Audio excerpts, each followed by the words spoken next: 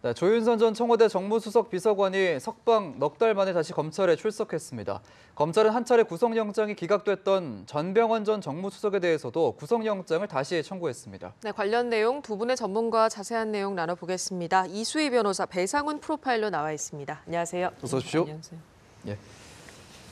자, 일단 조윤선 전 정무수석이 이 블랙리스트 수사와 관련해서 무죄를 받고 풀려난 지 4개월 만에 다시 검찰 수사를 받게 된 건데 이번에는 국정원 특활비 그리고 화이트리스트 의혹인데 일단 두 혐의에 대해서 좀 구체적으로 설명을 부탁드리겠습니다. 먼저 이제 화이트리스트라고 그러면은 이제 정경련을 통해 가지고 그 친정부적인 또 이런 그 단체 시민단체에 지원을 하도록 했다라는 혐의인 거거든요. 예. 그리고 또 하나는 이제 그 특활비 국정원 특활비의 경우에는 월 500만 원씩 이제 정무수석으로 있을 때 특활비를 받았다라는 혐의인데 예. 특히 이제 화이트리스트와 관련해서는 당시에 이제 행정관이었던 허현준 전 행정관이 이 혐의와 관련해서 구속이 됐어요. 예. 그러면 그 행정관 위에가 정무수석이었고 정무수석 위에는 박 전 대통령이 있는 거죠. 그러면 블랙리스트는 뭐 이미 기소가 김기춘 전 실장이라 해서 기소가 되어 있지만 이 화이트리스트와 관련해서는 기소되지 않았죠. 그러니까 예. 정점은 박 전 대통령을 향한 것이라고 봐야 될 거고요. 예. 그 중간 단계인 조윤선 정무수석에 대해서 화이트리스트에 관여했는지 여부에 대해서 이제 그 조사를 하는 겁니다. 이제 중요한 거는 구속영장이 다시 청구되겠느냐, 새로운 혐의니까 아마 그 문무일 검찰총장이 올해 안에 적폐 수사 관련해서 끝내겠다라고 발표를 했지만 청와대에서는 거기에 대해서 좀 반대하는 기류가 좀 보였죠. 이거는 검찰 입장에서도 상당히 좀 부담스럽긴 할 텐데 특검에서 기소했던 그 블랙리스트에서 박준우 전 정무수석이 1심에서 했던 증언을 뒤집었어요. 2심에서. 그러니까 조윤선 전 장관 입장에서는 무죄를 받았던 것이 지금 불리한 증언이 나온 거거든요. 예. 그렇다 그러면은 검찰 입장에서는 영장을 청구하고 싶은 마음이 더 클 것 같다라고 예상이 됩니다. 예. 안 그래도 그 질문을 하려고 제가 그랬었는데 그렇다면 변호사님이 보시기에 일단 다시 구속의혹에 놓였다 이렇게 관측을 하고 계신 건가요? 검찰 입장에서는 말씀드린 대로 구속영장을 청구하고 싶겠죠. 그러면 예. 이제 다만 그 구속영장이 발부되느냐 여부인데 여기에서는 이제 허현준 행정관이 어떻게 진술했는지에 따라서 그 고리가 되는 거니까 예. 그 허현준 전 행정관이 진술 내용 그리고 다른 뭐 추명호 전 그 국정원 2차장의 경우에는 이제 다른 혐의이기는 했지만 구속영장이 기각이 됐죠. 그런데 뭐 한간에서는 그 얘기도 좀 많이 돌았기 때문에 아마 조윤선 전 장관이 오늘 조사를 받으면 이 그 다른 뭐 저 민정수석과의 관계라든가 다른 사정기관과의 관계를 통해 가지고 이 정경련 통한 그 화이트리스트 관리가 어떻게 됐는지 전반적으로 조사가 좀 이루어질 걸로 보입니다. 예. 네, 앞서 전 국정원장들도 구속된 상황이고 최근에는 특활비 관련해서 최경환 의원도 좀 압박 조사를 받았습니다. 오늘 표정 보니까 그렇게 어두워 보이진 않는데 조윤선 전 수석의 심리적 압박 어떨까요? 지금 상황은 이제 추명호 전 국익정보국장이죠. 예, 관련돼 갖고 특활비를 500만 원씩 줬다고 하는데 문제는 이제 특활비의 성격에 대한 문제입니다. 그러니까 이것이 이제 국정원 전체의 특활비가 아니라 그러니까 추명호 국장 그 부서의 특활비 문제라고 하면은 어떤 구체적인 부분의 영역이 조윤선 정무수석과 연관이 되느냐. 이 부분이 사실은 얘기가 돼야 되는데 그럼 이제 대가성의 문제라든가 이게 실제로 말하면 조윤선 정무수석이라는 사람한테 뇌물로서 그러니까 추명호라는 사람이 자신의 승진을 위해서 뇌물로서 준 거냐 아니면은 진짜 본인의 어떤 국익정보국의 내부의 어떤 업무를 정무수석의 부분이 있기 때문에 한 부분이냐. 이 부분이 사실 갈릴 수가 있거든요. 만약에 그게 관련돼 있다고 하면은 이게 뇌물이라고 볼 수 없다고 보면은 본인의 지금 입장에서는 그렇게 분리할 수 있는 상황은 아니거든요. 특활비 문제에 대해서는. 그리고 또 하나는 이 조윤선 정무수석의 화이트리스트 부분에서 허현준 전 행정관이 있습니다. 그러니까 관련된 부분에서 본인만 책임질 부분이 아니라고 한다고 보면은 저 정도의 여유로운 모습은 가능할 수 있지 않을까 이런 생각이 좀 듭니다. 예. 지난번 구치소 수감했을 때는 뭐 귤만 먹고 살이 빠졌다고 하던데 그때랑은 심리가 좀 다른 부분이군요. 근데 사실 이렇게 이제 한번 구치소에 다녀오신 분들은 사실 많이 당황을 하시죠. 그냥 처음 다녀오셨으면은 많이 당황하시고 조금 뭐라고 해야 하나 좀 이 패닉 상태에 빠지는 경우가 많거든요. 근데 이제 그다음에 이제 무죄로 석방된 다음에 그렇게 되면 대응할 수 있는 어떤 여러 가지 거리가 많습니다. 그러니까 심리적인 부분에서는 그렇게 됐고 초기에 이제 귤을 먹었다는 건 사실인지 아닌지 모르겠습니다만은 그것은 그때 좀 당황한 상태의 심리적 표현이고 예. 오늘 상태로 보면 그것은 좀 넘어서지 않았느냐 이런 생각이 좀 듭니다. 예. 네. 이렇게 조 전 수석이 연루된 화이트리스트 사건, 또 국정원 특활비 사건 모두 그 정점에 박근혜 전 대통령이 있을 가능성이 지금 제기되는데 박 전 대통령도 조사할 여지가 있는 거죠? 지금 뭐 안봉근 전 비서관이나 이재만 전 비서관의 경우에 그 국정원 특활비를 받아가지고 대통령한테 갖다 드렸다 그러고 그 어디다 썼는지는 모른다는 취지로 진술한 걸로 알려져 있는데요. 뭐 40억이 넘는 돈이니까 그거를 뭐 두 비서관이 그 개인적으로 썼다고 보기는 정말 어려운 거죠. 예. 뭐 당연히 아마 박 전 대통령에 대해서는 조사를 벌일 수밖에 없고 그리고 이 화이트리스트라든가 뭐 국정원 특활비는 모두 박 전 대통령에 대해 조사를 하겠지만 지금 굉장히 이제 그 아주 꼬여버린 게 박 전 대통령이 이제 그 재판을 뭐 보이콧하고 재판을 안 나오는 것뿐만 아니라 검찰 조사에도 응하지 않을 가능성이 높은 거죠. 물론 서울구치소에 계시기 때문에 검찰에서 방문 조사를 하겠지만 소환하는 거는 제가 보기 좀 어려울 것 같고 예. 방문 조사를 할 것 같은데 그렇다라고 했을 때 과연 진술을 하겠느냐, 좀 묵비권을 행사할 가능성이 더 높지 않느냐. 뭐 이거는 재판에 응하지도 않는데 아무리 다른 사건이라고 하더라도 새로운 혐의 사실이라 하더라도 거기에 대해서 응할 가능성이 있겠죠. 저는 좀 부정적으로 보입니다. 할 수 있는 거는 그러면 피해자 신분에서 할 수 있는 거는 묵비권 행사거든요. 그래서 진술 거부가 이루어지지 않을까 그렇게 봅니다. 예, 네. 조사는 해야겠지만 난항이 좀 예상된다 이런 말씀이셨고요.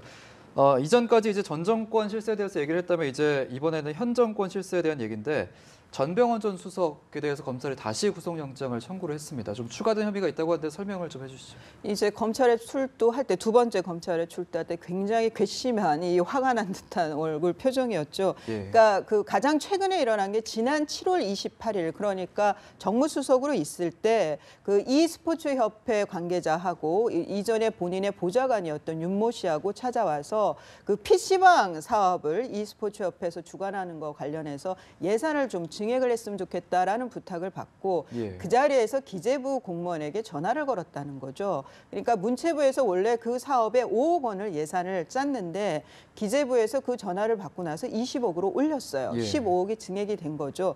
이 부분에 대해서 이제 직권남용이라든가 뭐 권리행사 방해를 이제 의유를 한 건데 이거는 정무수석으로 그것도 현 정권의 정무수석으로 있을 때 사건이었다는 게 좀 의미가 크고요. 예. 그 외에는 뭐 e스포츠 협회, 뭐 GS 홈쇼핑이라든가 뭐 롯데 홈쇼핑을 그 자금 지원을 부탁한 거 이거는 어찌 보면 박 전 대통령의 경우에 그 두 재단의 출연금을 받게 한 거나 또 뭐 좀 그 모양새 그러니까 이 구조가 좀 비슷하죠. 이런 것들을 망라해서 지금 두 번째로 구속영장 청구를 하겠다는 건데요. 이게 지금 기재부에다가 전화한 것이 이게 그게 기재부 공무원은 아마 그렇게 진술했나 봐요. 그 검찰에서 예. 좀 압박을 느꼈다. 그럼 그게 이제 직권남용이 가능한 거죠. 그런데 이제 그 이전의 행정관들, 그러니까 보좌관들이 이 연결고리인 e스포츠협회하고 전 정무수석하고의 그 연결고리인 이 윤모 씨라든가 e스포츠협회 관계자들이 어떻게 진술했느냐에 따라서 영장 담당 판사는 범죄 혐의의 소명이 충분하다고 할지 안 할지가 판단될 겁니다. 그러니까 관련자들의 진술에 따라서 이 그 영장 발부 여부가 밝혀질 걸로 보입니다. 지금 이미 근데 윤모 씨는 좀 전 수석에게 좀 불리한 쪽으로 진술을 하고 있는 상황이지 않습니까? 근데 1차 영장이 기각이 될 때 사유가 범죄 혐의에 대해서 다퉈볼 여지가 있다라고 했거든요. 예. 그렇다 그러면은 관련자들이 똑부러지게 진술은 안 한 것이 아니냐 그렇게 추측이 되는데 문제는 이제 새로운 사실들이 나온 거죠. 1차 때는 이제 롯데 홈쇼핑 얘기만 뇌물수수 있었는데 얘기만, 예. 그것만 있었는데 이제는 뭐 기재부에 전화한 그래서 예산이 증액된 거하고 다른 또 GS 홈쇼핑에 1억 5천만 원 지원을 받은 것도 있고 뭐 그런 것 때문에 아마 이번에는 글쎄요, 요즘에 너무 여론들이 그 영장 전담 판사에 대해서 막 신상 털기부터 해서 너무 좀 그 부담을 갖게 하는 환경인데 예. 좀 지켜봐야 되겠습니다. 지금까지 나온 혐의로 봐서는 뭐 그 기재부에서 실제 15억이 증액이 됐기 때문에 범죄 혐의 소명이 있다고 봐도 괜찮을지 않을까 싶습니다. 예. 네.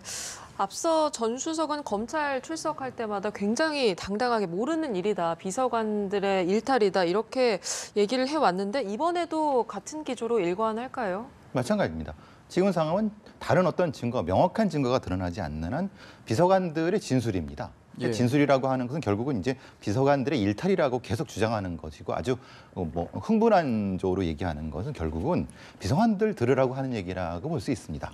말하자면 이게 어차피 구속이 되고 또 재판이 된다 하더라도 결국은 1심, 2심 가서 진술을 바꿀 여지가 분명히 있을 수 있거든요. 네. 근데 그거는 뭐냐면은 거꾸로 생각해 보면 이 일종의 추정을 해본다고 하면 사실 이 비서관들과 이 전병헌 수석은 오랫동안 정치를 같이 해본 사람들 아니겠습니까? 그럼 알게 모르게 내밀한 얘기들도 알 수밖에 없는 상황입니다. 그럼 그 비서관들이 자기의 내밀한 얘기를 아는 것과 똑같은 경우로 이 전 수석도 그들의 비서관의 내밀한 얘기가 알 수밖에 없는 상황이지 않습니까? 우리가 추정해 볼 수 있다고 하면 그러니까 그런 얘기를 암시적으로 이런 얘기를 하는 거죠. 비서관들의 일탈이다라고 하는 것은 일종의 중의적, 삼중적 의미라고 보면은 사실 굉장히 큰 의미가 있는 얘기고 이번에 나올 때 똑같은 얘기를 할 겁니다. 어차피 이 재판은 진술에 의존할 수밖에 없는 거죠. 그러니까. 예. 그렇군요.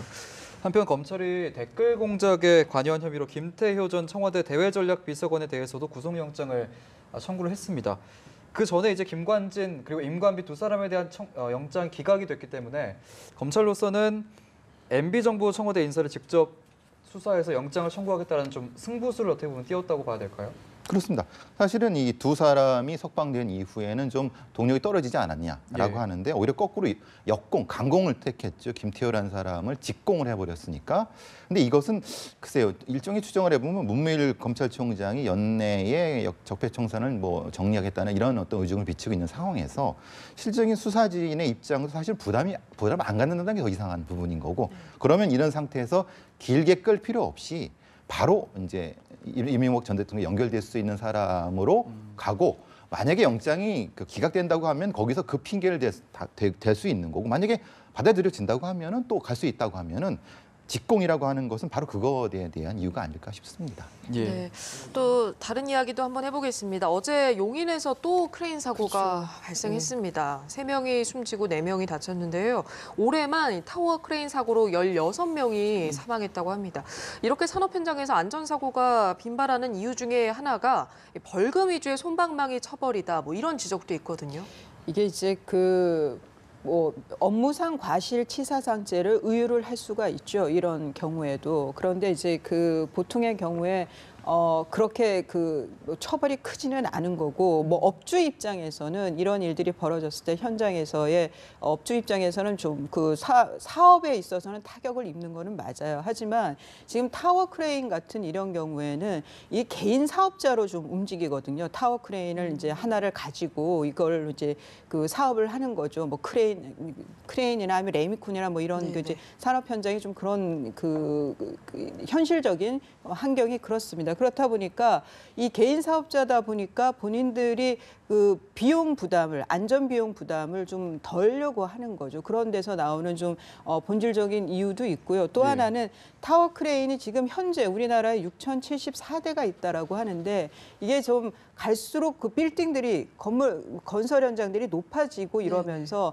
이게 또 좀 괜찮은 사업으로 또 보이는 것 같아요. 그러면서 그러다 보니까 수는 늘어나는데 안전관리는 그만큼 또 미흡한 거죠. 그리고 이 법제도 아직 좀 미비하고요. 뭐 부품이라든가 이런 거에 대해서 내구 연한에 대해서 얼마나 되면 꼭 갈아야 되고 이런 것들이 제대로 지금 정비가 안 돼 있는 것도 한 이유 중에 하나인 것 같습니다. 그래서 지난달에 그 정부에서 안전 대책을 마련을 했어요. 그래서 좀 늦었지만 그래서 뭐 부품 내구 연한도 정하고 뭐 20년이 지난 타워 크레인은 못 쓰게 하고 뭐 이런 세부 그 규정들을 좀 그 계획들을 만들긴 했는데 이게 한 달이 채 안 되다 보니까 새 대책이 그 제대로 이제 실효를 거두기 전에 이런 사고가 또 일어난 겁니다. 그런 면에서 좀 많이 안타깝네요. 예.